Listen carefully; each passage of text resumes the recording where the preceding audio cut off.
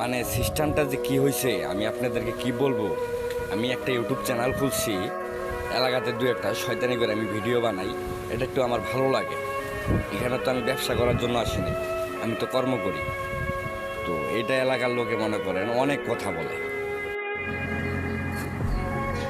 মানে আপনাদেরকে কি বলবো, দেখেন আমি অবশেষে বাড়ি ঘর রাস্তাঘাট রাখে আমি আসছি কলা বাগানে ভিডিও করার জন্য। মানে দেশটা কি হয়ে গেছে, মানে একজনকে দেখলে আরেকজন এমনিতেই হিংসা করে। এটা হইলো সিস্টেম। হায়রে দেশ, সব হইলো কপাল।